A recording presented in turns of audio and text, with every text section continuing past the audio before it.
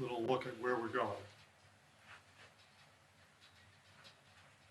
You've seen this before, just updated. All of the gray are the cumulative cases that we've had in Vermont. And as over the weekend, we're in the low 800s for cases. The blues are the new cases. I don't think it's a stretch to say that the slope of the curve has clearly changed. And it's really coming into that more plateau type of phase. This is called an epi-curve. This is really the curve of just the new cases from a day-to-day basis. So you could see, we were pretty accustomed to an average of 30 to 40 cases, with occasional times when we peaked here in the middle here and had 50 there. You may recall we began way back in early March, first case. And around this zone is where we started doing things like limits on mass gatherings, closings of restaurants and bars, and eventually schools, a lot of social distancing strategies, and then in this time frame, the actual stay home, stay safe program began. Go several weeks beyond that, and we see we've come from a peak and down nicely to generally below 10 cases over the last week on a day-to-day basis. And then finally, this is just the graph of number of tests we've done in Vermont. So each vertical bar is number of tests on a given day, and you see they generally range from 300 to 600 or 700 over time. The olive green color is the percentage of tests that were done in a given day that were positive for COVID-19. And that's on this y-axis, so it goes as high as 12%, down to just a couple percent. And you can definitely see the slope of that curve diminishing as well. So as a rough indicator of how much disease is in the population, showing decreasing number of positive tests over time. And most recently, we're in the low single digits. So our focus now, from now into the foreseeable future, remains to protect the most vulnerable, I would say even more aggressively than before, to continue to avoid exceeding the capacity of the healthcare system, and also to protect as many Vermonters as possible from encountering severe infection until we have effective antiviral therapies and a vaccine. And the timeline on effective antiviral therapies could be just months. The timeline on a vaccine, as you know, is commonly stated as 12 to 18 months. So as we look into the future, and you heard on Friday's press conference about the 5 sort of tenets of the way we're going, certainly from the health department point of view, we own the first several, but number 1 is keep our eyes on the data. So you'll see similar data to what I've shown you now, but also we'll be expanding to really understand what's the rate of immunity in the whole population in Vermont. Continue to look at how the healthcare system is being utilized in terms of hospitalizations, ICU usage, ventilator needs, hospital visits, visits to primary care for flu-like symptoms, COVID-like symptoms. What symptoms are the population reporting? Understanding a new category that the CDC has come out with of probable infection, meaning everything looks like COVID, but a test was never done to confirm that. And then an understanding of illness in children and adolescents, where we'll be coming out with a health alert notification to practitioners today regarding expanding testing in that population. We'll also be continuing to try to assess individual behaviors to see how much the population is complying with social distancing, mask wearing, mobility measurements. and how well businesses are actually contending with the appropriate behaviors to provide a both safe working environment for their employees and a safe environment for their customers. Now, you've heard a lot in the national news about some areas that the health department is going to be focused very closely on in the near future. We already are, but we'll continue to focus even more aggressively on these. First will be to maintain an aggressive strategy with regard to testing and having the adequate supplies to do that testing. There'll be more of an emphasis on rapid test results. We feel rapid is still pretty good at 24 hours, but there are times that one needs even more rapid, perhaps 20 minutes. We'll be working, again, with UVM to validate point-of-care testing machines that we could hope to distribute out to the population at large in practices or in hospitals. We'll be working more on that integration piece with pediatrics that I just mentioned.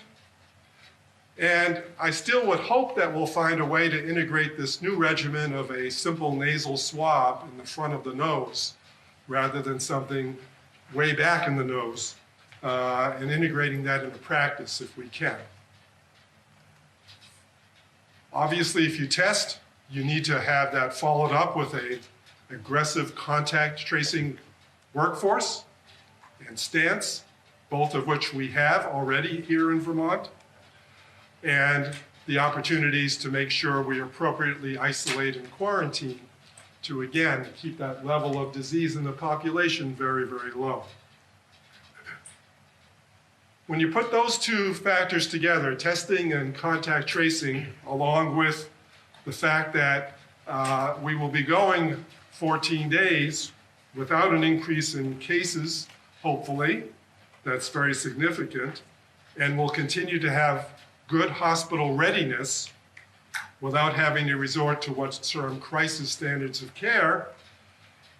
These are all things that need to be in place to move along the continuum that the governor has outlined previously into what is now nationally be called a phase 2, if you will. Lastly, we need to and will continue to be as aggressive as possible and intensify our efforts to keep all long-term care facilities as safe and uninfected as possible. Something I think we're actually been doing very well with over a number of weeks in Vermont now, since we had the 2 larger outbreaks to start with. We're not seeing consistent evidence for major outbreaks throughout the state in long-term care. So that will have to be a major focus as well. I'll turn this back to the governor now.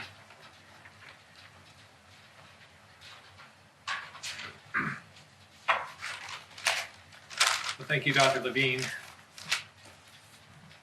For the last few weeks, I know how difficult and frustrating it's been for too many as they've repeatedly tried to get through to the unemployment office, and especially for those still waiting for their very first check. And for many, this was the first time in their lives they've ever been laid off, so had no experience using the UI system. So in order to help more Vermonters get through on the phones, we're adding another 50 state employees and 50 agents with an outside contractor to bring the total number answering phones to more than 150, and a total of over 200 people now processing claims. But getting through on the phones was not the only obstacle, which is why I directed the Department of Labor to clear tens of thousands of issues which have been holding up Vermonters' benefits. As of last Thursday, the department had identified over 34,000 claimants with over 50,000 issues that were holding up payments. Under normal circumstances, investigating these issues is required to make sure we're adhering to federal regulations. But these are not normal times. And these very restrictive federal standards have made it difficult, if not impossible, to keep up with the demands this pandemic has placed on the system. The lack of flexibility has made an already complicated and bureaucratic program even more difficult.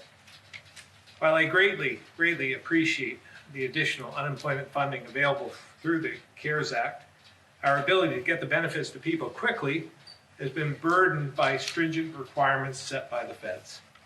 So we were forced to make a choice, allowing a cumbersome process to delay money desperately needed by Vermont families, or find a way around it. In the end, we went with our heart and put people ahead of process. And the Department of Labor and the Agency of Digital Services rolled up their sleeves and found ways to clear issues to help payments go through when Vermonters file claims this week. And to confirm program integrity, the department will follow up after the fact to verify eligibility. By Saturday night, nearly 32,000 issues had been cleared, which means over 20,000 people will be cleared to file their weekly claims and start receiving their benefits. And as I committed to on Friday, we've acted to help those who did not have issues cleared get some relief as well. Working closely with Finance, alongside Treasurer Pierce and her team, we issued $1,200 checks to over 8,300 Vermonters yesterday, and I personally brought them to the mail center this morning. The Treasurer will share more on this team effort in a moment. We did this to get money to those in need, but for most, it's likely only a prepayment of their full benefit, with the remainder being paid through the regular process. I understand these delays have been devastating for Vermonters who are staying home to stop the spread and save lives, but who still need to put food on the table and pay their bills.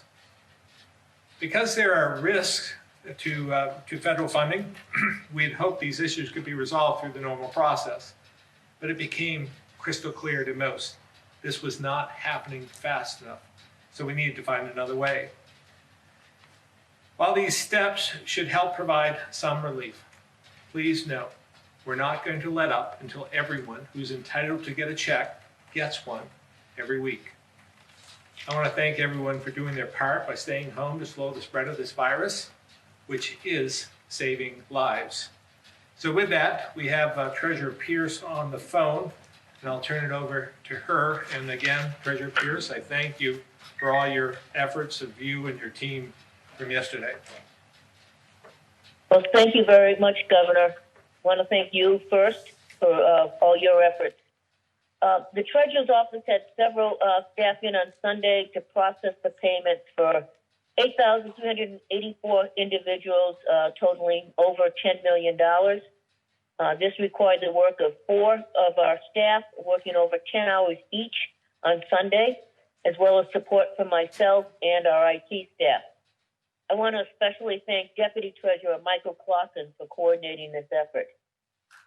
I was pleased to see that the Department of Labor had cleared a substantial number of those claims Saturday night, which lowered the volume for my staff on Sunday, allowing us to process the payments in an efficient and timely manner while still adhering to customary internal control procedures. In Vermont, we work together in times of crisis, and I'm pleased that we jointly were able to process payments, whether through DOL or our office, so that Vermonters will have funds to meet their family needs in this severe and unprecedented crisis. Thank you, Treasurer Pierce, and again, thank your team for me as well. With that, I think we're going to open it up to questions at this point. All right, and we do have Commissioner Harrington in the room for those of you on the phone to answer questions, along with Secretary Smith and our usual team on the phone, Secretary Quinn, Commissioner Sherling, Secretary Curley, Secretary French, and Secretary Young. We're going to start in the room with Stuart.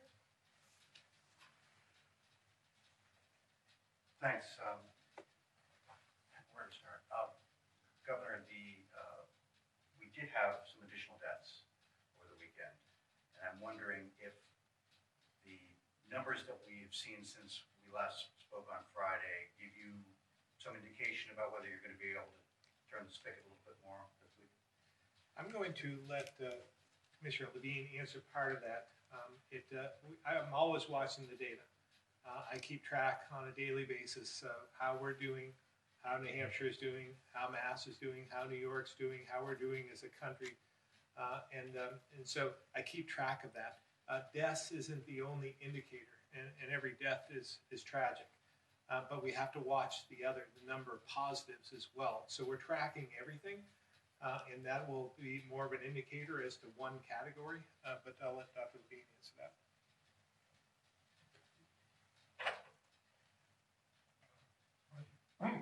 So I did not comment on the deaths on this slide, but notice they're in the darker blue.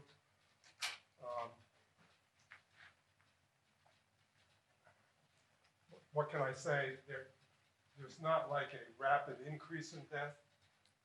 There's a steady trend of death across the board. Obviously, all of these are tragic, but the fact that they occur in the context of this epidemic is not an unexpected finding. And anytime we get 2 or 3, it's not an exception to what's been going on pretty much all along, statistically speaking. So I wouldn't want to, I would always want to focus on it, but I wouldn't want to focus on it in a way that it would derail any of the future plans because the data doesn't indicate that should happen. Can you characterize the people who died recently, give us some kind of demographic information? A couple of the most recent were in long-term care facilities, and needless to say, elderly. And I'm pretty sure we're doing an assessment of all, I think we're up to 38 now deaths, and we'll have that out very soon. But if not 100%, almost 100% are in people in their 60s and much older. We've not seen a lot of younger people. Again, I just want to stress that every death is tragic in the state. But when you compare us, like with Massachusetts, for instance, they have 10 times the population, but they have probably 3 to 4 times the death rate that we do at this point in time. Calvin? Thank you. So as I'm sure you heard outside, there's quite a big demonstration of a lot of people pretty upset about the potential plan to close the Vermont State College campuses. In an already strained system, what does a path forward look like for colleges? Well, again, sometimes democracy is noisy and disruptive, and they have every right to show their displeasure. And so we accept that. This may be the tip of the iceberg in some respects, and we're going to have a lot of pending need throughout, whether it's municipalities, whether it's our healthcare system, our hospitals, and other institutions, as well as education. And that could be on the K through 12 as well as higher ed as well. And so we've seen this over time. I mean, if you look back over the last couple of years, you'll remember Burlington College was the first, and then we had Green Mountain College, Southern Vermont College, Marlborough College, and there are others who are on the brink at this point. But that doesn't, again, this is our state college system. We want to protect that. This is something the trustees and the chancellor have been talking about for a number of years. We've been trying to do whatever we can, as you probably remember, in some of my budget addresses, as well as State of the State addresses. I've acknowledged that we have some problems, and we have throughout our system, whether it's early care and learning or higher education, and the amount we appropriate to both.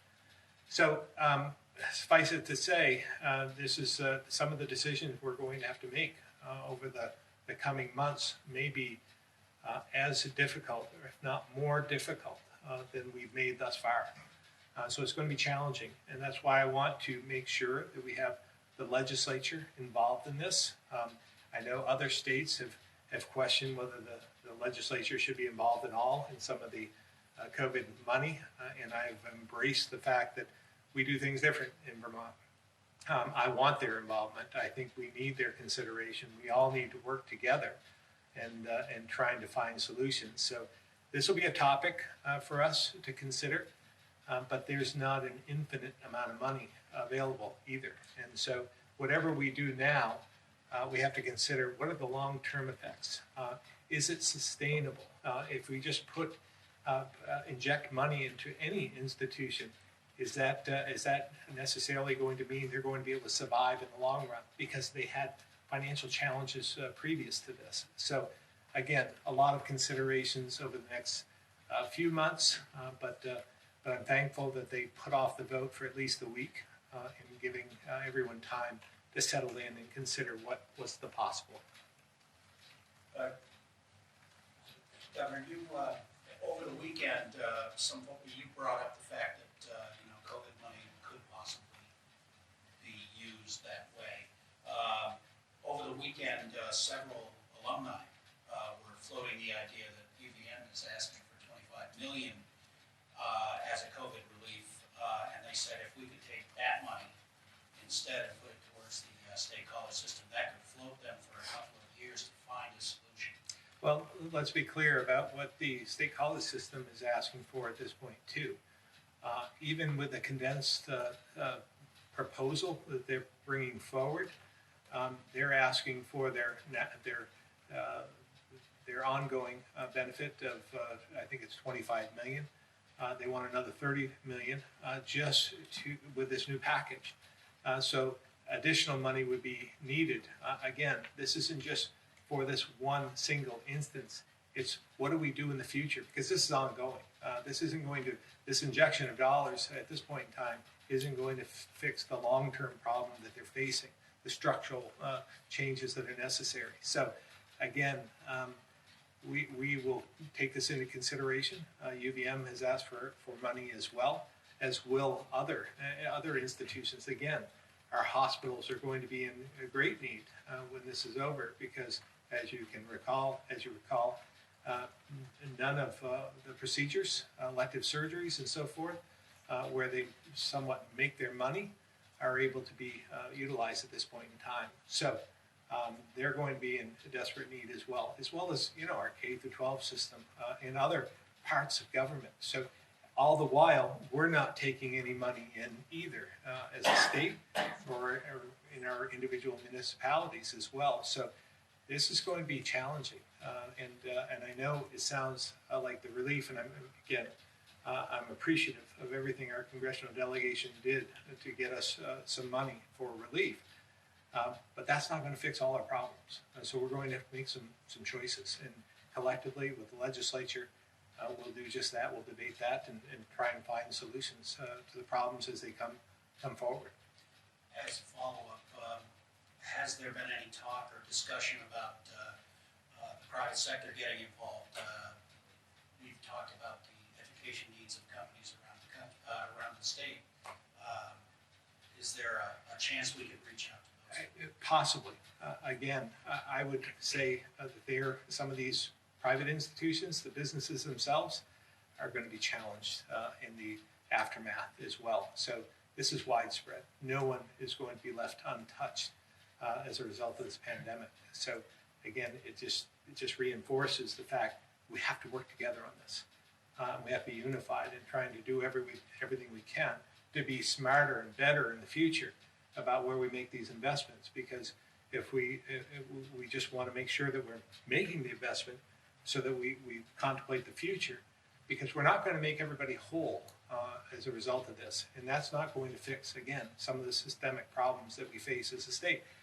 Over the last number of years, I've talked about the demographics. I mean, there's no one who hasn't heard me talk about the demographic challenges we face as a state. The number of students in our K-12 has decreased by 30,000 over the last 20 years. That has effect on our higher education as well, because those are the students who typically go to our state colleges. And so when we don't have the students enrolling, that means they have a problem on the other end. So it's all about enrollment, it's all about overhead costs, and again, we're going to have to work at this together.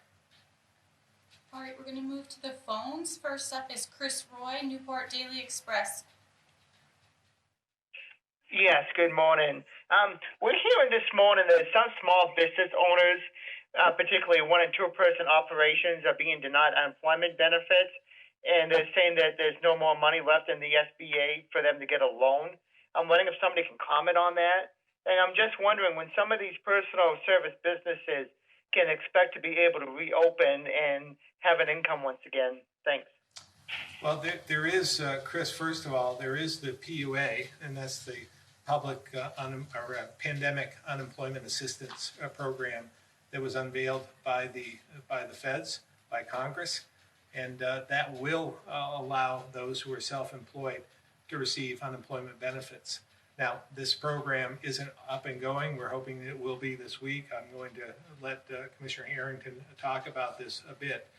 But also the SBA loans that are desperately needed by those in Vermont and across the country. We've heard some good news this morning. It appears that there may be an answer to the logjam in Washington so that they can appropriate more money for that program. So we'll hear more from them, but it's really a congressional problem at this point. Commissioner Harrington. Thank you, Governor.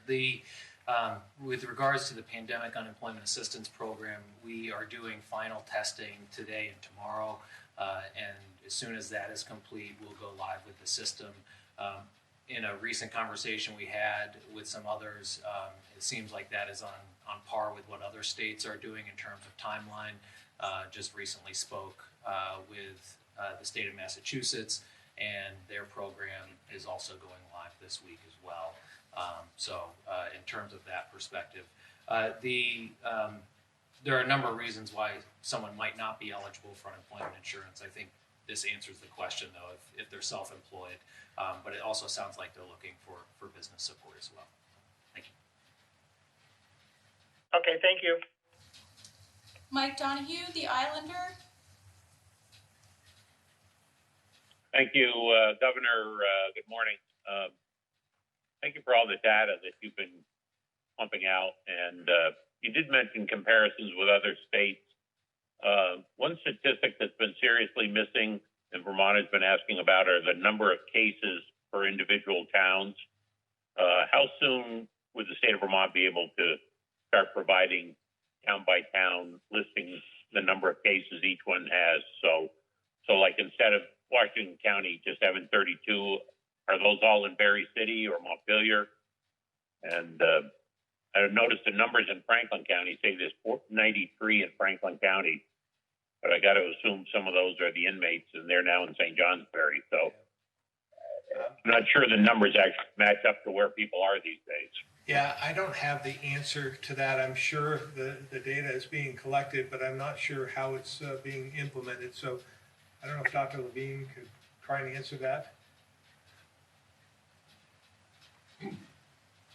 This is a partial answer. So often in Vermont, when we get down to small numbers, you actually succeed, even though you've tried not to succeed, in identifying the individuals who are the cases, because within a town's experience, there may be one or two people in a rural state. So we have to always be conscious of HIPAA violations and making sure that the way we portray the data does not isn't without consequence, I should say. The other aspect is it's very hard if you're looking more for statistical differences amongst various communities.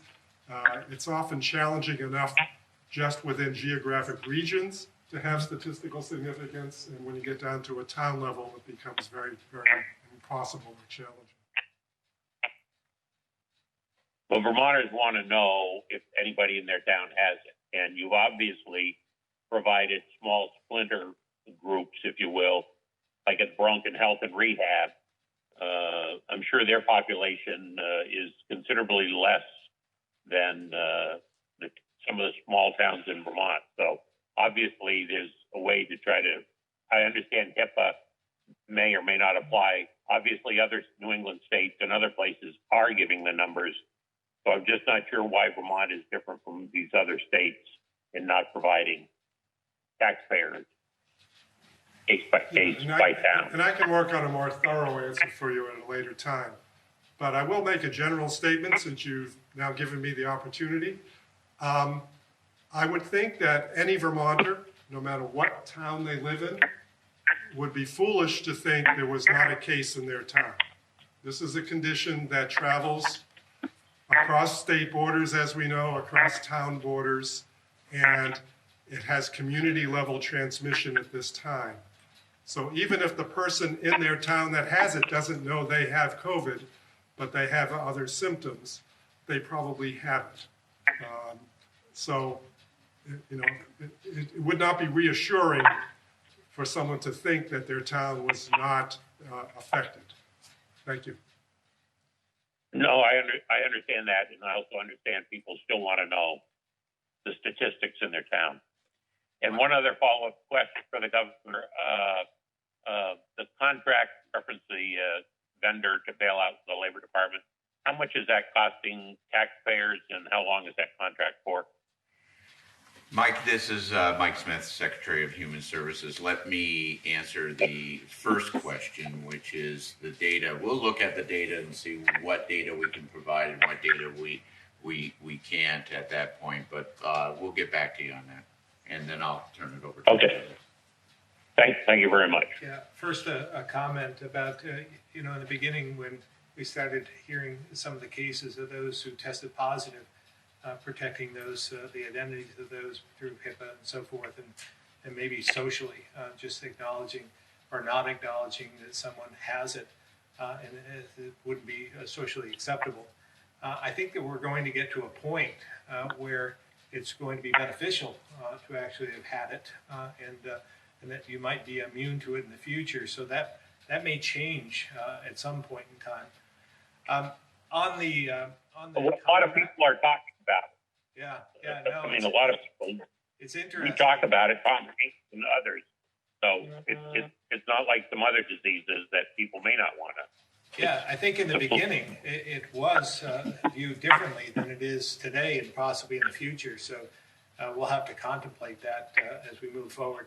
In terms of the contract, I think it's I believe it's a 3-month contract, and we're able to continue that if possible. It'll be we'll be able to use some COVID money to reimburse us for that. So it's all taxpayer money, but it may come from the Fed. So I'm going to let Commissioner Harrington answer the specifics because I don't have the dollar amounts on top of my head. So with regards to the Maximus contract vendor solution, it's a 3-month contract with the ability to renew over 3-month contract, ability to renew every 3 months for about a year. From there, we also pay a per customer service representative amount. So we may start at 50 customer service representatives. We have a contingency plan for up to 70. We can go higher than that, or if we find that demand shrinks over time, we can reduce that. So we pay a per customer service representative amount. All right, we need to move to our next caller. And what is that amount? What is that amount?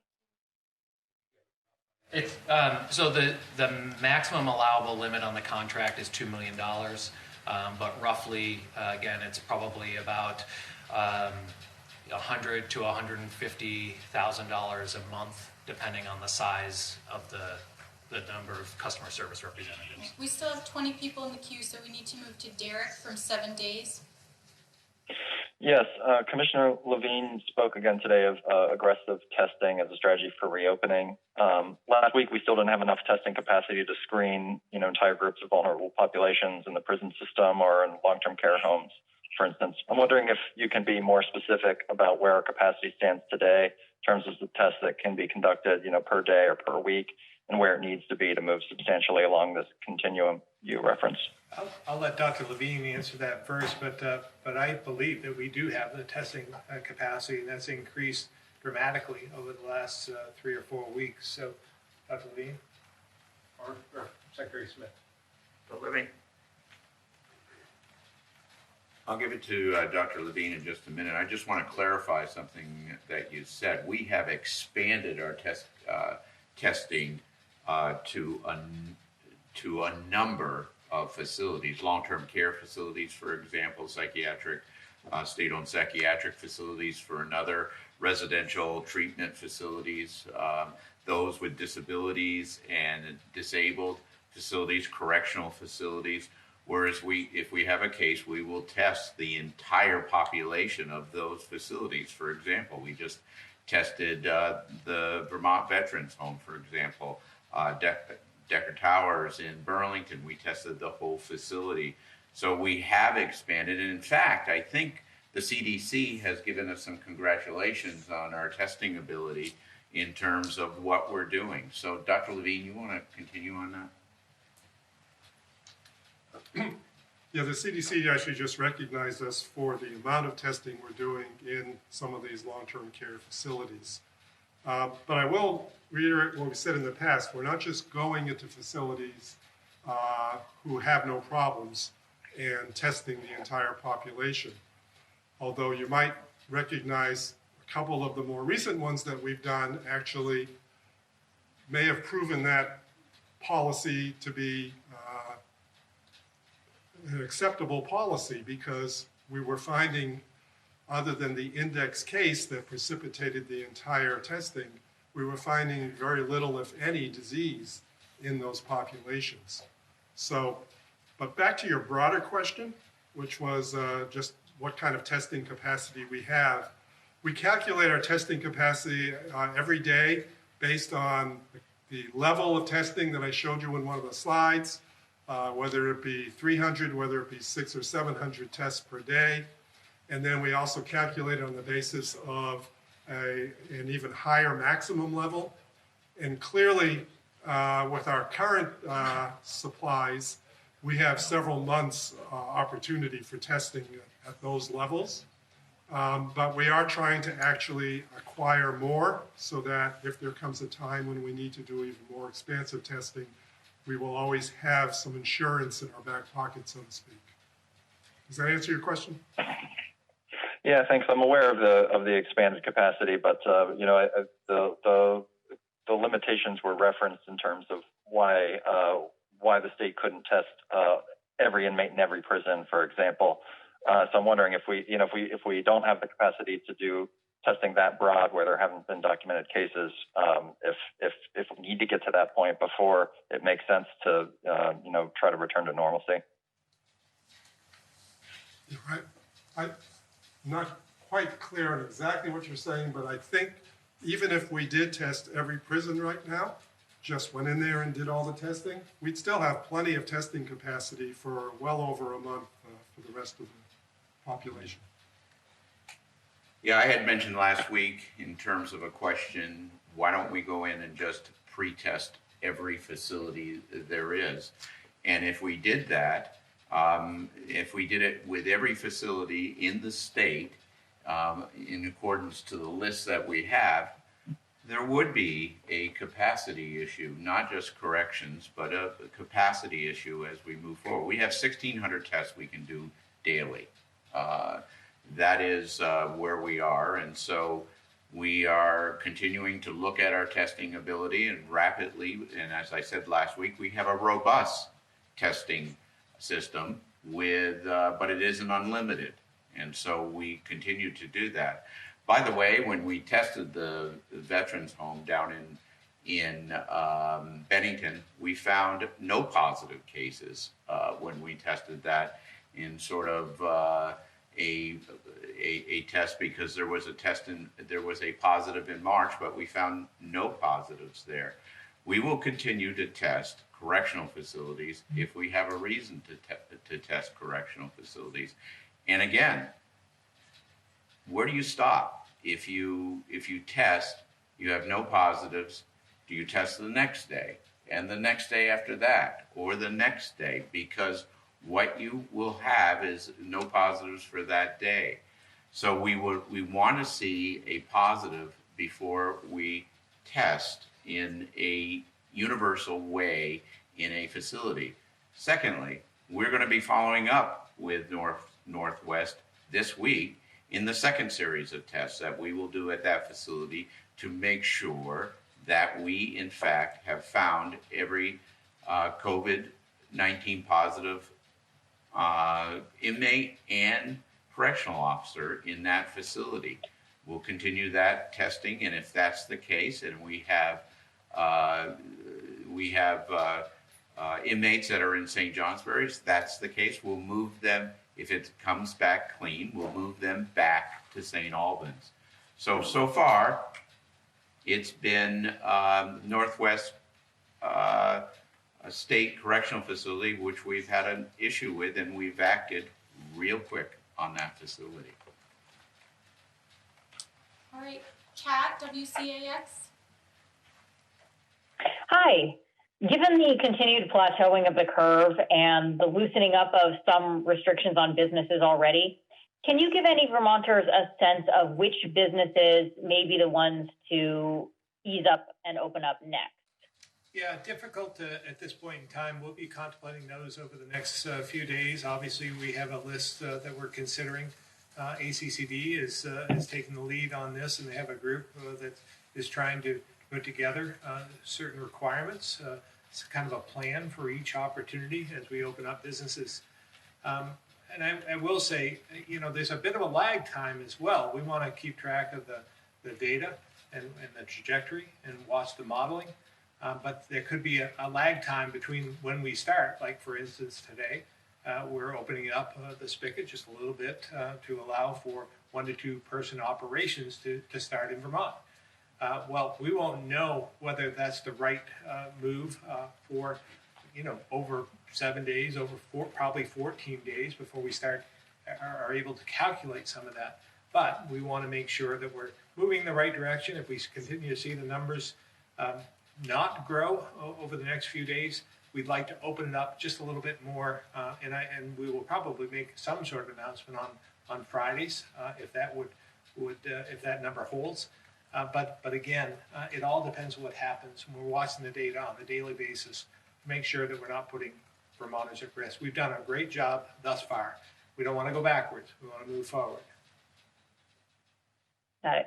So then, just to clarify what you were saying there, is it you're going to wait the 7 to 14 days after opening the spigot a little bit, or is it that you're going to wait a few days? Well, no. Again, we'll just continue to watch the data every day, but just understanding, and I hope that we can make some announcement every week, so a little bit of a turn every now and then. But just be aware that we may not know what we're doing today, and the results won't show up for 7 to 14 days. So even though we might make another adjustment on Friday, the following week on Friday, we may see an uptick. And if we see an uptick, we may back off just a bit to make sure that we're not putting people at risk. Got it. Thank you very much. Joe, Barton Chronicle.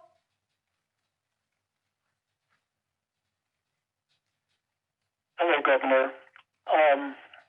This may be looking down the line a little ways, but it seems that the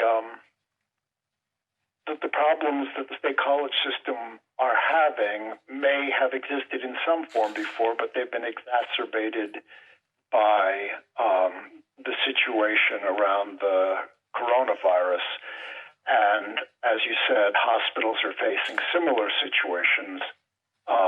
Obviously, tax revenues are down, and they're going to continue to be down if people aren't earning money. So at the end of this, Vermont and all the other states, it appears, will be have huge holes in their budgets, and almost all the rest of them, unlike Vermont, can't run deficits.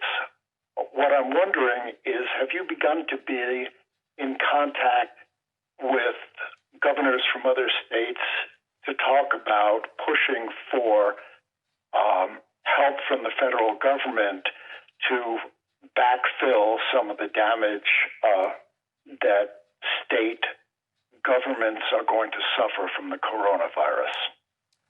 The short answer is yes. The National Governors Association, and I talk with members of that association almost every other day, certain people. And there's a mixed response, but for the most part, most of us would like to see some assistance from the feds to fill those budgetary holes that you describe. But that's being debated in D.C. at this point in time in Congress. I know that some were trying to attach it to the SBA increase in funding for SBA loans, and I'm not sure if that's going to hold at this point. I think it's more important from my perspective to get the SBA money funded so that businesses can get relief. But I would hope that we continue to have this discussion and debate as to what to do next, because each and every community, each and every state, each and every business is going to have incredible financial challenges in the future. So this is going to be an issue for all of us. So I'm hopeful that the National Governors Association will continue to take the lead. I know Governor Hogan has talked a lot about this and has testified on this in Congress as well. Do you have at this point even a ballpark figure for how much the state of Vermont will need to deal with the damage from the coronavirus pandemic? Yeah, very difficult to determine at this point in time because it's ongoing, right? Every day that goes by where we don't have businesses moving, we're not receiving any money either. So the longer this goes on, we'll be at a further disadvantage. So it's hard to put a number on this right now. We are already in conversation with the legislature about how we close out fiscal year 20, and then what do we do then, and how do we build a budget for 21 based on reality, and what can we expect from the federal government, if anything at all.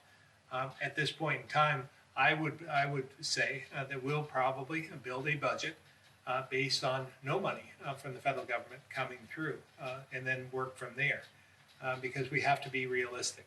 We can't build a budget based on hopes and dreams. We have to base a budget on reality. Thank you very much. All right, Sean, the Chester Telegraph. Thank you.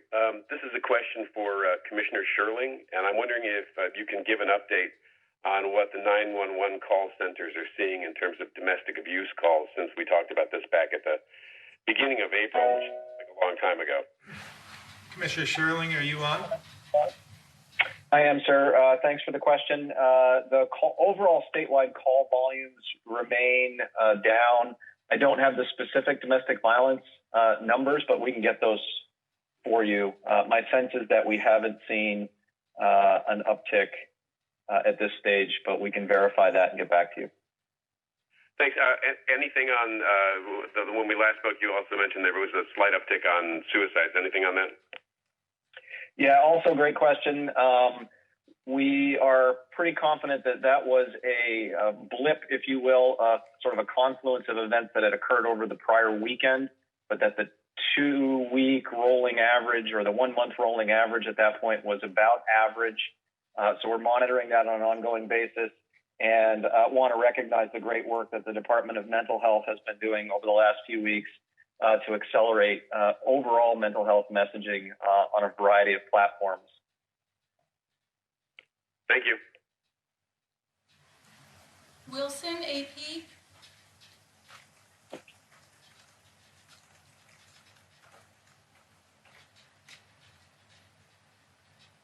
Wilson, the AP.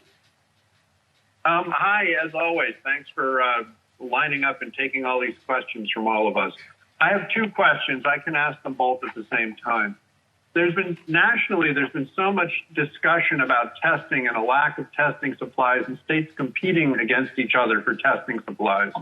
It sounds to me like here in Vermont, we're pretty flush.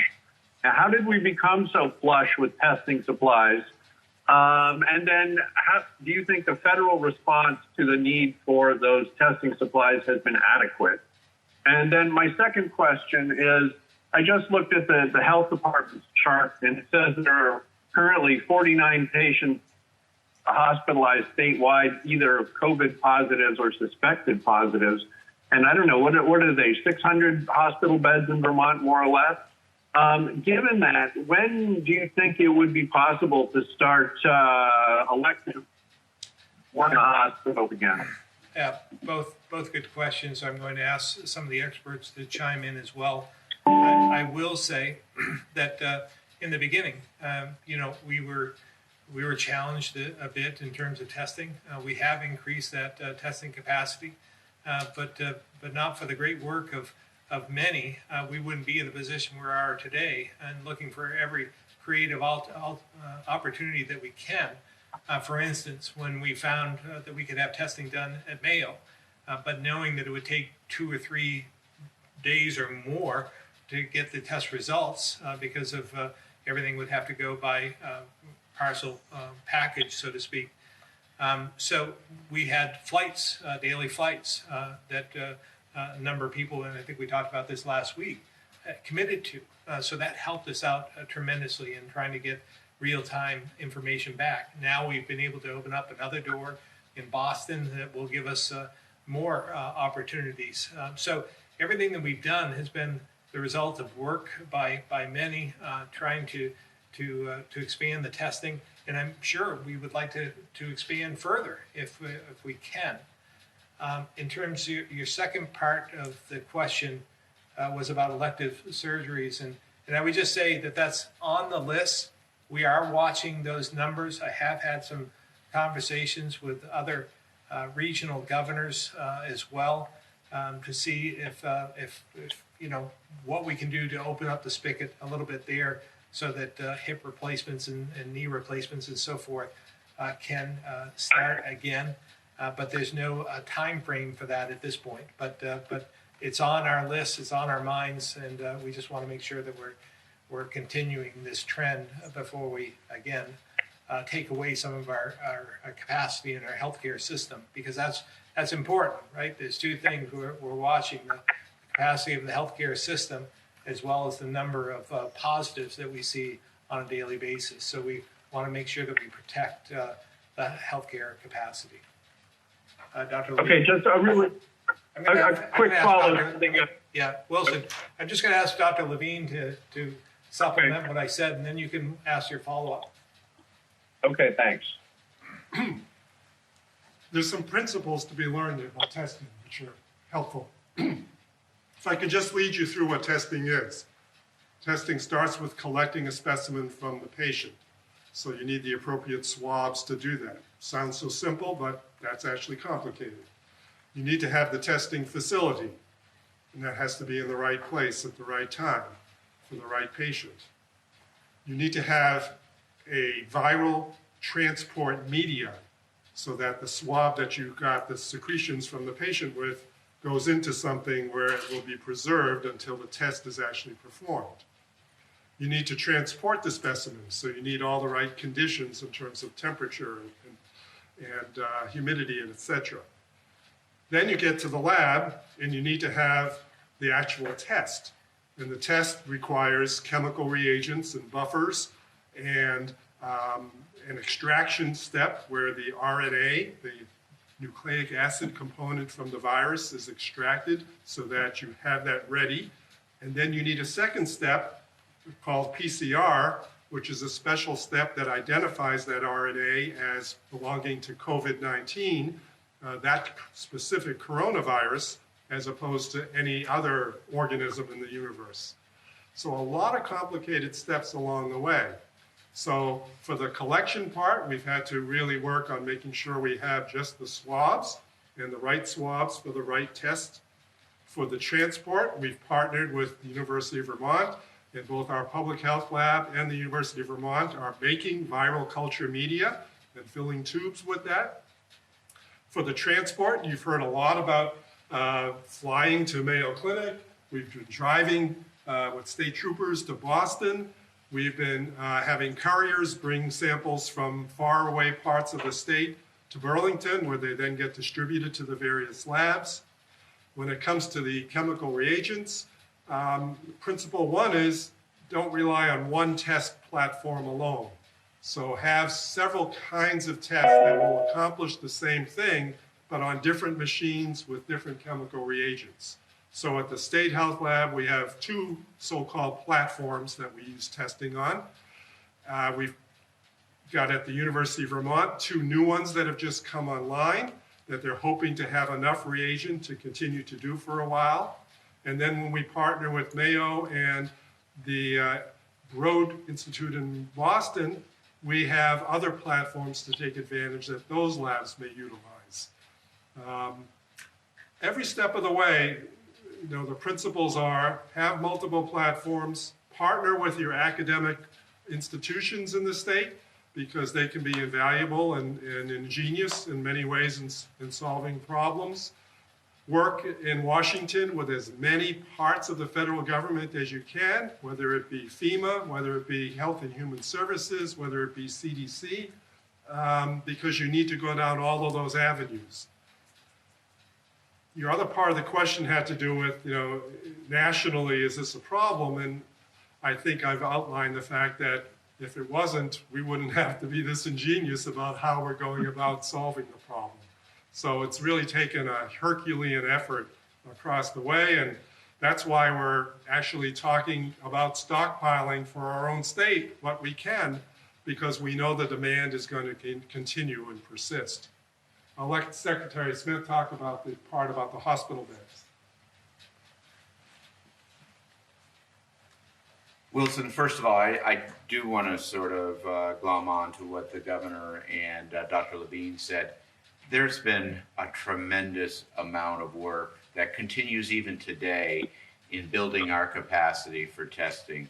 There was one point where we were down to a couple of days of capacity, and through ingenious work, through hard work, through some luck, and some Vermonters and other people coming through for us, we have built that robust system that I just talked about a little earlier. UVM, the state lab, others that were flying samples, all deserve credit in terms of building what I would consider a robust testing capacity.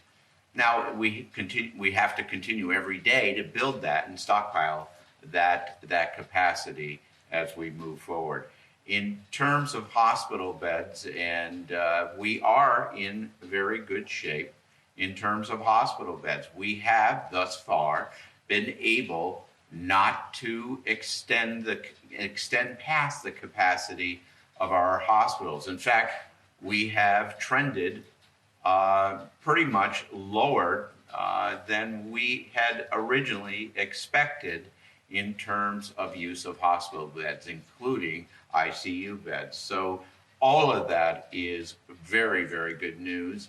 And it's through the ability of surge planning that we did to have hospital beds and the ability to flatten the curve through all the things that the governor did that put us in this situation of both testing capacity and our hospital beds. Okay, thank you. Actually, you answered my follow-up question that I was going to ask the governor, or the two of you did. Wilson, so thank you. Wilson, I just want to add one thing because I want to give credit where credit's due. There was that point in time that Secretary Smith had mentioned that we were down to about 2 days worth of testing ability. And so I got on the phone with the vice president, and the vice president, I told them about our situation, and they came through and they delivered us tests to get us over the hump. So I just, again, as much as sometimes I criticize the administration, I want to give credit when it's due as well. So they helped us out in our time of need. Okay, thank you very much. Greg, the county courier.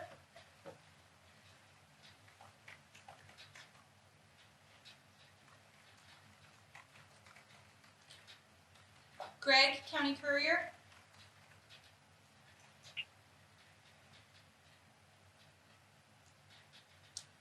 All right, we're going to move to Ann Wallace-Allen, VT Digger. Hi, thanks for taking my questions. My first one is about protests. some of the ones that are going on in other states. I know I've been hearing from people who want the state's economy opened up and are saying that that the governor or the administration is being too conservative. Governor, have you been hearing anything about protests, or what are you hearing from your constituents about your decision making? I typically don't hear them saying that I'm too conservative, but at this point in time, I'll take that. I'm cautious, and again, through the work that we've done thus far and the actions we've taken has put us in this situation. We're in the driver's seat, so to speak, and we've protected Vermont. We've saved lives as a result, and we should benefit from that as well. So just as quickly as we can, I want to open the spigot because I came from business. I understand, I feel their pain, and I understand their frustration. So as soon as we possibly can, we'll do this responsibly, open a little bit at a time to make sure that we're not exceeding the capacity of our healthcare system, and that we're not seeing a tremendous increase in the number of positives. Because we have to be clear, regardless of what we do, we're going to see, I believe, an increase in the number of people being infected by the coronavirus. But again, as I said, I think I said this last week, there are many people who think we're moving way too slow and that we should just flip the switch and open the economy back up. And there are those who think we're moving way too fast and we really need to slow down and not do anything for a period of time. So again, if we can manage through that somewhere like I've done my whole political life and try and manage it through the middle, I think we'll be successful. All right. Thank you. This might be a question for Dr. Levine. Dr. Levine, you mentioned that there was some new understanding regarding children and adolescents, and I wondered, what is that? Is there some idea about a physical effect on children and adolescents that we hadn't heard about before? No. I think more of an understanding of the potential value of assessing how much disease is present in that population and what state of symptoms they may or may not have at a time when they could transmit the disease to adults. All right. I see. Thanks. And now this question, I think, is from Mike Harrington. Where are the extra 50 customer service reps provided by Maximus located?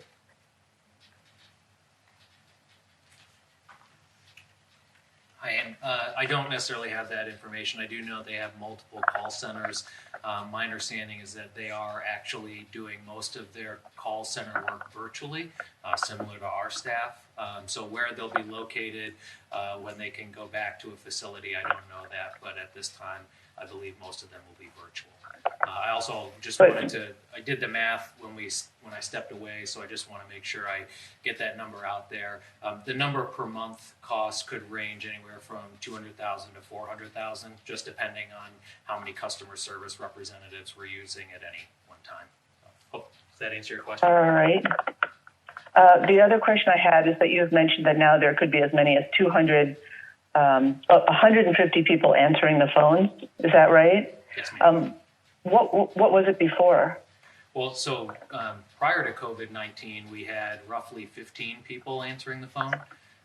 So you can see the jump there. That's been onboarding people each week to go through our training process, pulling state staff. We've had a number, and I should just call them out specifically, a number of people who came out of retirement to come back to the department to provide resources.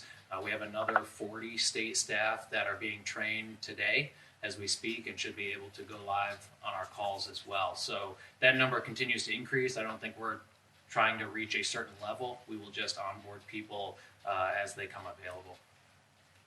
Okay. And this is my last question, and it's back to Governor Scott.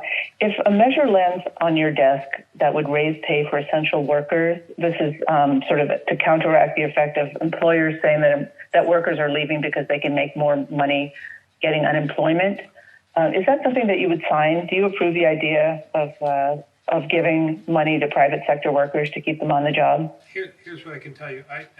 I'm so grateful for those on the front line who are doing yeoman's work, incredible work to keep us all safe and keep some of these essential services going. at the same time, and I'll work with the legislature on this. And it's hard for me to say whether I sign something or not sign something. I would have to imagine that we'd have a conversation and work on this together throughout the process, as we're going to with many other issues. But again, there's not an infinite amount of money. We've seen today or over the weekend with the state colleges and their need, the UVM, the hospitals, our own needs, the needs of the municipalities, the ongoing emergency, all kinds of things are going to be factored in terms of how much money do we have to spend and what's our highest priority. What is it that we can release? And what are our expectations? Because again, at the end of the day, when we build our budget for 21, our new budget, it's going to be significantly less than before because we don't have the revenue. The revenues have dried up, and that is going to put a tremendous hole in our budget. So it's all about prioritizing. I know the legislature understands this. We're just going to have to put everything on the table and see where we go from here. All right, thank you. That's it for me. All right, I skipped somebody, so I have to go back to Avery Powell, WCAF. Governor Scott, we've heard that there might be a hiring freeze in the state government. Is that something that's currently happening or something that's in discussion right now? Yeah, I think Secretary Young is on the phone. I believe that we have stopped hiring at this point in time, just so that we can let things settle out. But Secretary Young, are you on the phone? Yes, Governor, thank you. I'm on the phone. We've directed state agencies and departments to limit their discretionary spending in all areas and to limit any new hires except for those that are critical and essential to getting through the emergency. And that's effective through the end of the fiscal year, the next 2.5 months. Okay, thank you. All right, back to Neil Allen, the Vermont Standard.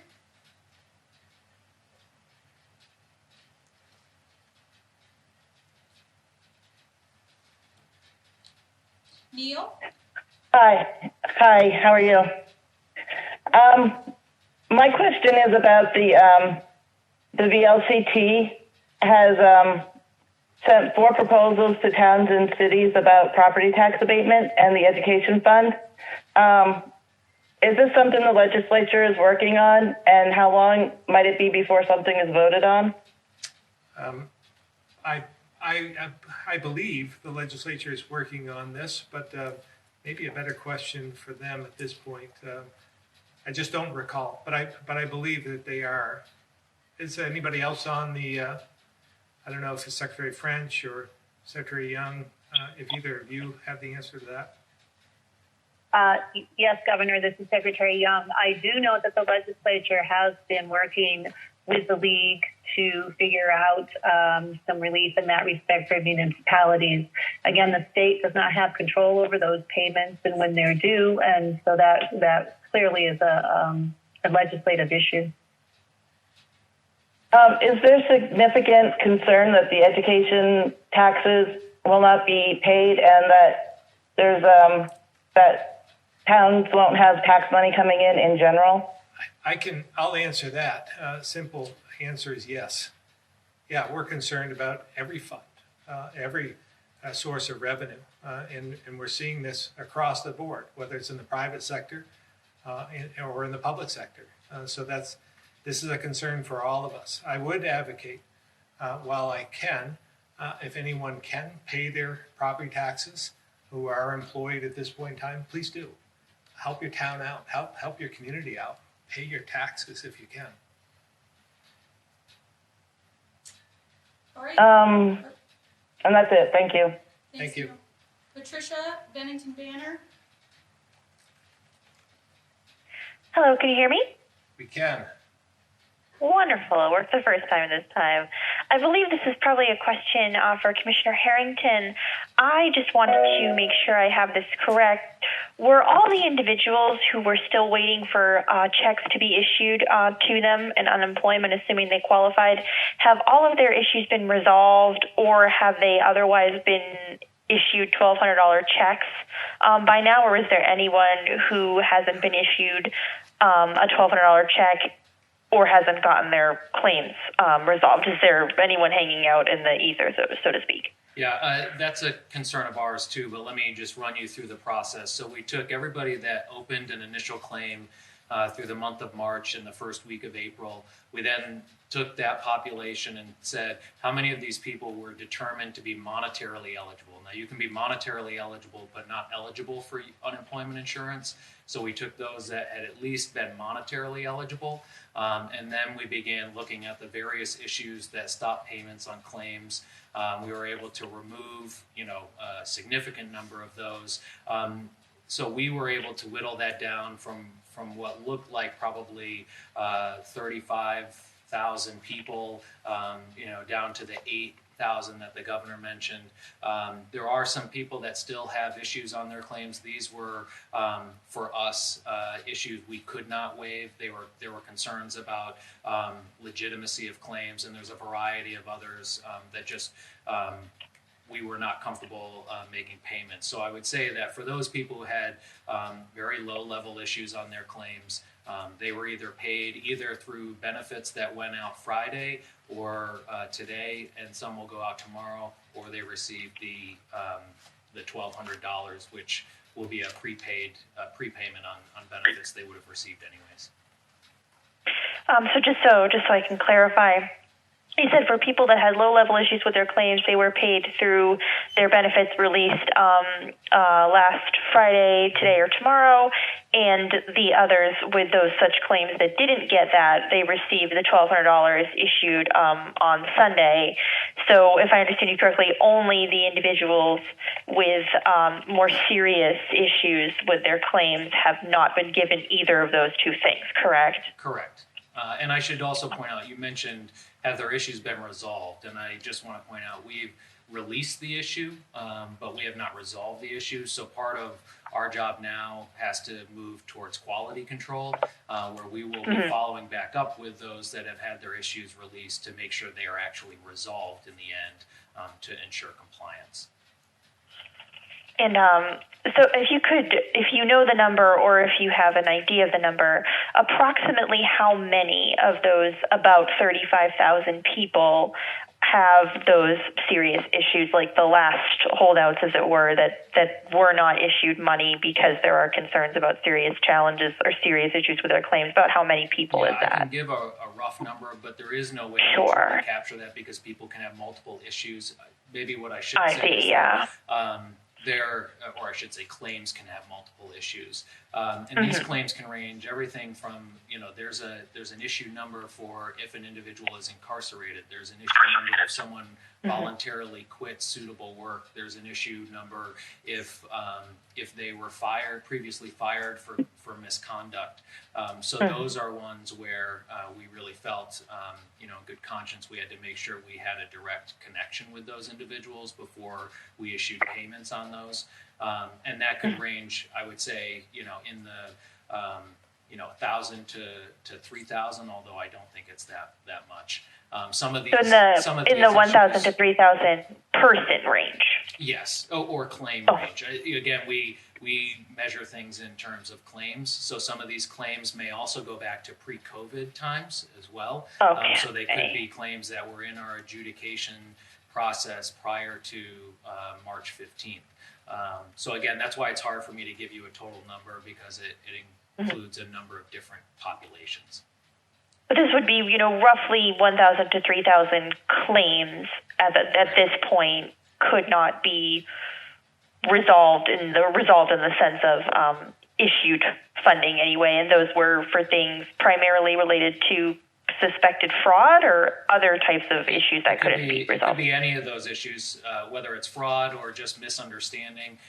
So again, I'm not passing judgment on those, and I shouldn't. These people, it's not that they are not going to get paid unless they are deemed to be ineligible. This now gives us a much smaller subset to reach out to and adjudicate those claims, as opposed to going through 30,000 claims. So our focus will be on adjudicating those that are left. Thank you. Yeah, thank you. Governor, I just want to Governor, clarify. this is Wait a second. I just want to clarify something with Patricia, because it's a forewarning, and because we are assuming you still may get calls about those who haven't received benefits because they're self-employed under the Pandemic Unemployment Act. This is something that was passed by Congress, new to Vermont, new to the entire United States. Nobody has been paid as a self-proprietor in the past, and now they're eligible for unemployment benefits. The programs, we're working feverishly to get the programs stood up so that they can be processed starting this week. So you're still going to hear from those who are self-employed. They have not received money at this point, but we've tried to make that clear. This was guidance that was just given to us maybe a week or so ago. We're working again feverishly to try and get that program stood up so that we can start processing these claims. I'm going to have Commissioner Harrington, because I just think it's a point that we need to make sure that we're forewarning everyone about this. I think it's a good number for us to put out there. So typically on an average day, we under current circumstances have been averaging anywhere from 7,000 to 12,000 claims that are processed. On Friday, that was 17,000. We saw over 30,000 people actually file their weekly claim just on Sunday alone. So we know that in terms of this spigot, that spigot has been opened up, and more people are able to get through, and they are filing their weekly claims, and we expect that volume to continue throughout the week. Governor, this is Beth Pierce. Do you mind if I add something to this conversation? No, I'd love you to, Beth. Okay, well, thank you very much. I think that, looking at this, there are financial and processing issues and risks associated with that. But I think that the state, we needed to weigh those against the needs of Vermonters. And there's no question that the needs of Vermonters came first, hence the authorization by the governor to release the 8,300 checks. And I just want to say that I think the governor made the right decision. We are in unprecedented circumstances and very much uncharted territory. And I want to thank the administration for taking that step, because I think it really made a difference in the lives of many people in Vermont. So thank you, Governor. Yeah, thank you again, Treasurer Pierce. And who knows, we may be leaning on you again if we can't get this moving forward. We all work together. Yeah, thank you, sir. All right, Tommy, Stowe reporter.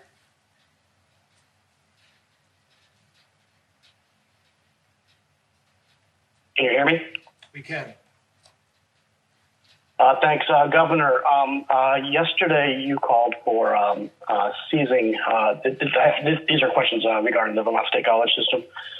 You called for seizing the opportunity to save the state college system and use it to strengthen our entire education system from cradle to career.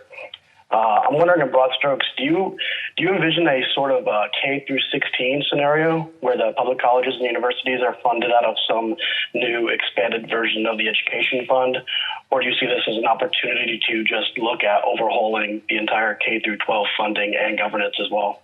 Yeah, maybe all of the above. I think that we have an opportunity at this point in time to rethink our education system in its entirety. I've talked about this over the last 3 or 4 years. I don't think there's been a state of the state or budget address that I haven't mentioned the problems that we have with our education system, the amount of dollars that we spend. Property taxes are a big issue for many in this state. So we spend, right now, we spend $1.8 billion for K through 12 and over $1.8 billion. And in terms of us helping out those in higher ed, probably another $100 million. And I saw a need where we needed to fund early care and learning as well. So I just think that we're spending a lot of money for education, and if we could better coordinate in some way, that we could, without raising taxes, without raising more money, we could have a much, much different scenario, much better situation in terms of education. And I've used this before. I've said, if I came to, there's a lot of smart people that are watching this right now, and if I went to them and gave you a check, offered you a check of $1.8 billion to educate our kids in K through 12, I would dare say our system would look much different than it does today. If you could, wipe the slate clean and start over. So I'm saying in this pandemic, in these unusual times, this may be the opportunity for us to get creative and develop the best education system possible and the best system possibly in the country, maybe in the world. We're so small and unique and nimble. We should be able to do this, but we're all going to have to work together. And again, think outside the box so that we can preserve some of what we have, but give us a better product for our kids in the end. And when you say kids, do you mean adults as well? Presumably, when in the colleges, the higher education, as part of that package, I guess. Well, again, when I've called for more early care and learning and more higher ed, it obviously involves the full spectrum. Thank you. My second question is, over the weekend, Governor, the combined Northern Vermont University faculty assemblies voted no confidence in Chancellor Jeb Spalding, saying his recommendation was made, quote, precipitously, and it's part of a pattern of making decisions without transparency, adequate consultation, and data. As a member of the Vermont State College System's Board of Trustees, do you still support Mr. Spalding in his role as Chancellor? The trustees have been under immense pressure. They've been dealing with this for a number of years. There's been a lot of opportunities where Chancellor Spalding has come to the legislature to talk about those needs and to advocate for more money. So in some respects, this we should have seen coming. I think many of us did. I've been trying to put more money in the state colleges over the last few years, but it's obviously not enough. So it's not as though the trustees and Chancellor Spalding have not been advocating for this for quite some time. But this, again, with this pandemic, it's just accelerated and exacerbate the situation. So we just have to deal with this crisis now. There'll be plenty of time to figure out the other parts of this in the aftermath. But I think it's time for us to work together with the legislature, with the state colleges, with higher ed, to see what we can do in terms of education throughout the state, and all from, again, early care and learning all the way to higher education. I mean, do you think the Chancellor got out too far ahead of this by making that recommendation on Friday afternoon, and it kind of came as a big surprise to a lot of people, and a lot of people reacted very quickly over the weekend? Do you think that was the wrong move to make that recommendation public so abruptly, or was this something that we all should have seen coming? Well, I think it was a little swift in some respects on Friday, and then have a vote on Monday. So I'm pleased to see that they decided to wait at least a week so that we can absorb this and consider this over the next at least 7 days. And so I think from that standpoint, it could have been rolled out differently. But again, I have to reiterate that this was something that the Chancellor and the trustees have been advocating for quite some time. They came to the legislature and to the administration with a plan asking for increased amounts of up to $25 million for them to stay afloat this year. This isn't unexpected, but this again accelerated the situation, this pandemic. Thank you, Governor. All right, just give everybody a time check. It's 12:30, and we still have 10 folks on the line. Please, one question. If you have some follow-ups for clarity, that's fine, but just one line of questioning, and especially for those outlets who have multiple callers on. Andrew, Caledonia Record, you're up next.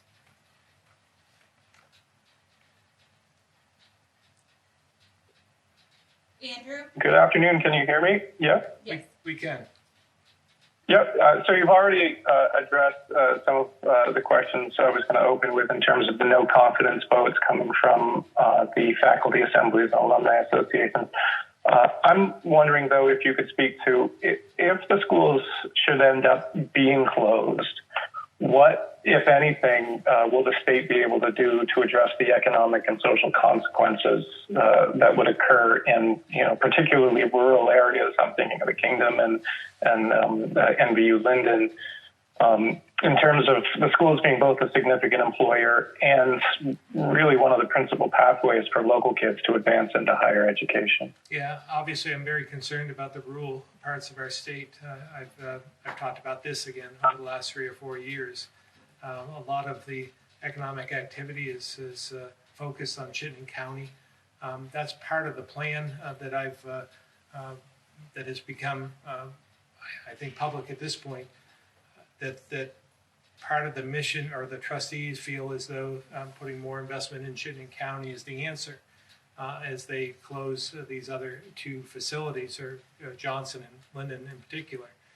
And from my standpoint, I would rather see, if we're going to invest money, I'd rather see the Chittenden County operation closed and try and do whatever we can to keep the other rural campuses open. So again, these are some of the conversations and discussions, debate we need to have as we move forward.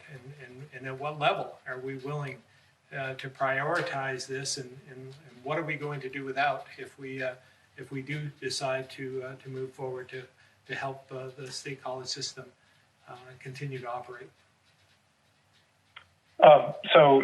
Just to follow up on that notion, one of the principal complaints that has arisen over the weekend from the large outcry is that folks feel the sacrifices of the cuts are not being evenly distributed around all regions of the state. So, I mean, is that something you recognize and you acknowledge that it favors Chittenden County more than others? Yeah, absolutely. I believe that the ripple effect it will have in the rural parts of the state are significant, and particularly in Caledonia County, Lamoille County. And again, we see time and time again, we see statistics that we're fortunate to have Chittenden County in the mix and as an economic engine in some respects. But my focus has been to try and help all 14 counties, because one county's doing pretty well, the other 13 are struggling. And we're seeing that from a demographic trend all the way through to education opportunities in our K through 12 and so forth. So again, I'm of the mindset that we should be focusing on what we can do to help the rural parts of the state as well, because Chittenden County's doing okay right now. Okay, thank you. All right, Liam, VPR.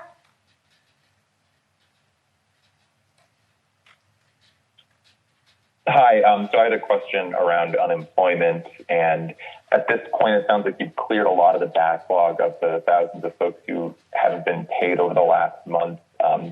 And I'm wondering, do you feel that you now have sufficient capacity? Have you expanded the infrastructure and personnel needed to make sure that those thousands of people are going to be regularly receiving those benefits for the foreseeable future? I'll answer part of that. From my standpoint, I certainly hope so. And we'll continue to monitor this on a daily basis. And if we see the need to add more people or take other initiatives, we'll do so. Because it's important, again, that we identify what the stumbling blocks are, what the challenges are, what the obstacles are, and rectify those. And we've done that over the last 3 to 4 days. And if we find more roadblocks, we'll make other changes as well. And if we have to add people, we'll do that. I'll have Commissioner Harrington answer anything further. I think the governor nailed it. Some of these were system changes. Some of these were one-time release of issues on claims. So we still have work ahead of us, but I think we have methods in place to expedite some of these. And some of this goes back now to individual claimants. They still need to be filing weekly and going in each week to file for the prior week. So again, I would just encourage those who hear this message to make sure you're going in and filing weekly, and only those who are coming to some type of standstill, then they should be contacting the department. We have multiple methods and ways to do that now, and I think in terms of bandwidth and capacity, we certainly are getting there with the call center, and we'll move through the issues as quickly as we can. And I mean, in terms of the 8,300 or so folks who you'd issued those $1,200 checks to, who are still waiting for their more regular benefits to be coming in, will you be able to go through that and resolve those issues this week so they can start having regular benefits paid out? Yeah, in some of these cases, they were actually individuals or claims that we had opened the door for them to file again. And it's a much more complex, and we can go into detail some other time, but they hadn't. And so some of this too is they will be able to file going forward. They just weren't going to receive payment in a timely fashion, and that's why we felt like we needed to move forward with this alternative step. So all of those people, there were. I can't say that all 8,000 had some block on their account. Some of them just needed to go in and file. Others will have to manage through. Thank you. Brittany, Local 22. Hi. So my question is for Governor Scott. You talked about the benefit checks that were distributed this weekend, and you said you put the people above the process, and I was just wondering what went into making that decision, and also, do you expect any backlash from the federal government because we went around them? Well, the first part is, I watch people. I see people who are suffering throughout Vermont through no fault of their own, and due to this pandemic that we didn't ask for. So we have a responsibility to take care of them. And when we saw the process wasn't working as well as we had hoped or expected, I just thought that we needed to take additional steps. So again, I give great credit to many in the Labor Department, as well as the Agency of Digital Services, the Treasurer's Office, the Finance Department, everyone coming together to find a way to get money in the pockets of Vermonters, which was important so that they could put food on their table, pay their bills, and just survive. I couldn't let that go any longer, and decided to take some risks in doing so. If we'll see, we may see some repercussions from this from the federal government.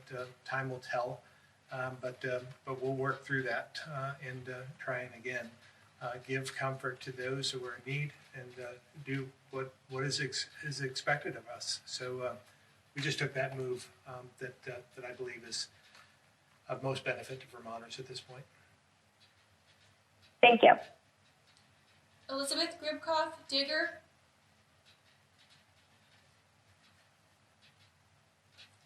Hi, this question is for Dr. Levine. According to a New York Times piece this weekend, Harvard researchers say that states need to be conducting around 152 acute infection tests per day for 100,000 people in order to reopen. And so according to their analysis, Vermont double these. I'm wondering if you agree with that assessment and why. I heard all of the question except when you were talking about the numbers. You were cut out, and everyone around me didn't hear that. Yeah, it's so... That's better. Sure. Okay. So the number that they said was 152 acute infection tests per day for 100,000 people in order to reopen. And that would basically mean Vermont would need to double the amount of testing that we're currently doing. So I'm wondering if you agree with that assessment and why or why not. So if we say we're testing in the 500 range per day, and you ignore the youngest in the population, we're close to that. We're not quite there yet. I can understand where they're coming from. And that's mostly from states that have, I think, a lot more disease activity currently than we've been showing more recently. So I can't argue with it by any means, but I'm not sure it's a goal we have to achieve because I think we're doing pretty well right now, especially with the one slide I didn't show you is the list of, not the list, but what we call our syndromic surveillance data. How many people are complaining of COVID-19 symptoms right now? And that curve actually goes steadily downhill, just like all the other curves I showed. And it's really just a couple percent of the population right now. So we would be probably testing a lot more asymptomatic people by the policy you just mentioned that Harvard was talking about, which is fine. But I think right now we're close to achieving that and don't have to go that much further to get there. Okay, just one follow-up. I mean, you mentioned earlier in the press conference phase 2, and we've had declining test numbers the past few days. Do you think is that trend problematic to you? Well, not really, because it's a weekend, and often on weekends, especially on Sundays, we see that drop. So I'd want to see that during the course of the next couple of days to more fully be able to answer your question, but I don't think so. Okay, thanks. Aaron Digger.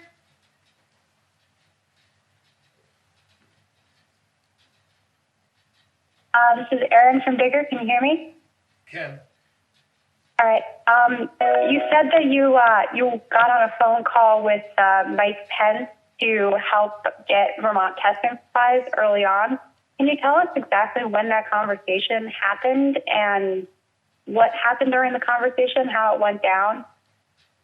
I can only tell you it was sometime in March, mid-March, when we saw I think the Department of Health, Dr. Levine, had sounded the alarm and said, we're running low on testing supplies, and it's going to take some action in order for us to continue to test, which we knew we needed at that point. So I, first of all, had contacted Governor Sununu in New Hampshire to see if he had extra testing capacity that he could lend us in our time of need. And when I spoke to him, he thought he was all set, but he didn't know that he could share any with us, that they had enough for whatever their needs were. But he said he would get back to me. And he called me back and said that actually they didn't have as much capacity as we did at that point in time, so that they were going to be in need. So we decided to do a joint call to the Vice President, which we did. And again, he listened to our concerns. He asked specific questions about what it is that we needed, how many we're using a day, and how many we needed to get through the next week or so. So after answering all those questions, he said that he'd see what he could do. We had another follow-up call, and he was able to assist us, and we received some test supplies as a result. Okay, thank you. I also have a quick follow-up on the town-by-town results. If the state is not able to release exact town-by-town data for every case, is there any possibility that they could release just a number of cases in Burlington itself, because it is our largest city and seems to be connected with a large number of cases? Secretary Smith weigh in. Aaron, Mike Smith. I'll give you the same answer I gave Mike. Let us look into it and see what we can come up with. Okay, thanks. Aaron, the data Governor Scott and Governor Sununu spoke to Vice President Pence was March 14th. Okay, thank you. All right, up next we have Ham Davis. Can you hear me? We can. This is the first. I've got two questions. The first question is for a combination of the governor and Dr. Levine. I'm curious, Governor, whether in your job of turning the spigot on with the getting the economy running again, whether you've been able, your people have run the epi curve run out, stripping out the strictly confined populations like nursing homes and prisons, and so that you can measure what's the real management job, it seems to me, in opening the economy is what's happening with the virus in the general population, not the confined population. Have you seen those? Have you seen those curves done that way? I can't say that I've seen those done exactly the way you're proposing. I will say that every decision that we're making is in consultation with the EPI team. So Dr. Kelso, Dr. Levine, and others weigh in on any proposal that we're contemplating. So I again, the step we took last week for today was in consultation and in discussion with them, so they were fully aware of what we were doing, and they gave us the thumbs up to proceed. So again, part of my cautious nature in this regard, I want to listen to the experts and make sure that we're following their guidance. Thanks. All right, Dr. I'm sorry. Oh, I've got a question for Dr. The question is that the contact tracing has been a huge weapon in other countries, particularly South Korea and Germany. And what contact tracing means there is tracing in the general population, including people who do not have symptoms. I'm inferring from what both Mike Smith said about his confidence in the testing in prisons and in nursing homes. He calls that system robust. Is there any chance that you're going to be able to get contact tracing into the general population as you try and figure out how to get that spigot turned fully on? Thanks for that question. That gives me a chance to explain a little about the process, because you'll find it's actually already in the general population. So by definition, contact tracing occurs after a case has been identified, usually by a test. That person is isolated. All of the known contacts to that person are then spoken with, whether they have symptoms or not. And in fact, the majority of the time, they don't have symptoms. So the importance of contact tracing is to see how significant the contact was with the case. Was it a sufficient amount of contact that one would think that the likelihood of getting infected was high? So that person usually hasn't developed symptoms at the time you're talking with them. They may in the future develop symptoms. So we then advise that individual to undergo a 14-day quarantine so that the entire incubation period of the virus can play out in them, if it's going to play out in them, while they are separate from other members of society, so that they themselves can't infect other people. So that's the whole principle behind contact tracing, and why it can be very effective, because you've allowed those people, when they are either asymptomatic or pre-symptomatic, to isolate themselves so no one else is in danger. So so thank you very much for that. I think what you said is that my inference was wrong, and I thank you for that. I got one more question from Mike Smith. I'm curious whether, when you're thinking about a little bit of a follow-up to Mike Donahue on this, is as we go forward, I think it's absolutely clear that the major issue coming, it's not visible yet, but it's there now, and that is the financing of the Vermont hospital system, whose budgets have to be approved in September by the Green Mountain Care Board. My question is, would you be willing to report, not town by town as Mike suggested, but would you report the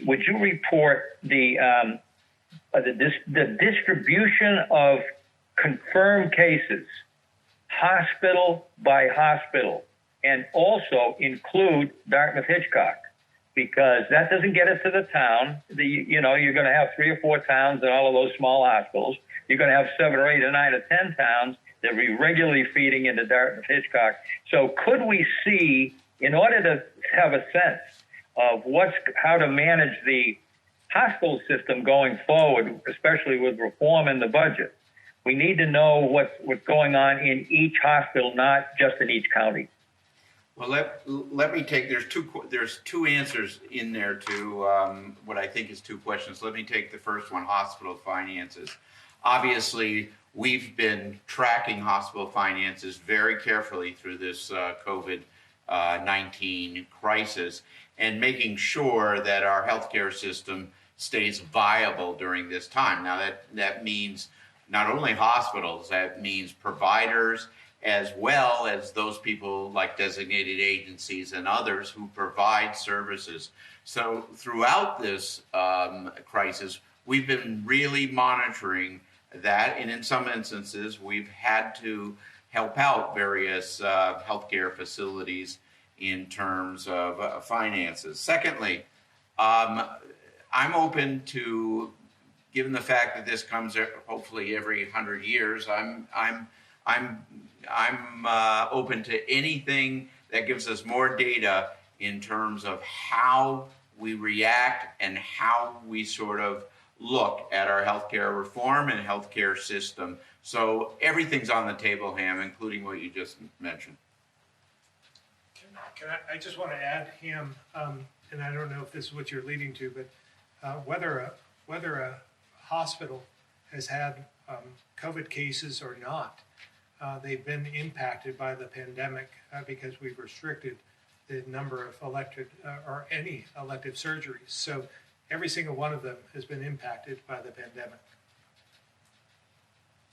All right, we have just two more questioners. If we could hopefully wrap up by one.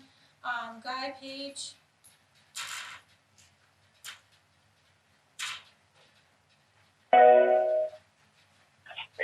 Governor, I've heard there was a coordinated project among Vermont, Hawaii, North Dakota, and Idaho to build a new unemployment computer system because the feds were demanding an update, but it wasn't going well, and you pulled the plug on the project earlier this year. Can you confirm that and tell us what the problem was? Yeah, that is true. I can tell you that we had a project with Idaho, and there was some other state. This was previous to this administration, but there was a consortium that was working on a joint effort, and Idaho was the lead on it. And then one state dropped out, and then North Dakota joined in, and then we weren't getting the results that we wanted out of this, and it wasn't working well at all. And this came about, I made the decision, seems like a few years ago, but it was probably 2 months ago, that we needed to pull the plug on that. We got together, the three governors, Governor Burgum, Governor Little, myself, and had a conversation about our expectations and what we could do to rectify it. We came to the conclusion that it wasn't going to work, and that we're going to try and salvage everything we could out of it, and that possibly we could consider working with North Dakota on the future. But at this point in time, then the pandemic hit. Again, we haven't not, that I'm aware of, worked on anything at this point in time, but we want to pick up the pieces after this is over and try and work towards, we may learn something as a result of what we're doing during this pandemic to guide us into what our needs are in the future. But we were working on a consortium that did not work out. Thank you. Final question from Tim McQuiston, Vermont Business Magazine. Hi, Michael Harrington. I was asking about the PUA people. Many might also be 1099 employees or part-time employees, but their main gig would be as a sole proprietor, et cetera. Should they wait until the PUA system is up, or should they file? They might get some claims through the regular UI system. What should those folks be doing? Yeah, so the process remains in terms of internally that they have to be uneligible for general UI before they can be eligible for pandemic assistance. There are two ways they can do that. They could certainly apply through general UI, just they would have to know that they're going to receive something in the mail that's going to tell them they're not eligible, and they just have to be prepared for that. But if they wait until the first phase of the PUA program is up, that will send them through both systems at the same time. And so they will be identified as not eligible for general UI, but eligible for PUA. So it really just depends on whether or not they want to get the rejection letter in the mail, or they just want to go through the process once and get through to the end. Okay, and thank you. And quickly for Dr. Levine, I've noticed that there are increasing cases in Windham County, kind of an outlier there. Do you know if there's an explanation for why that might be?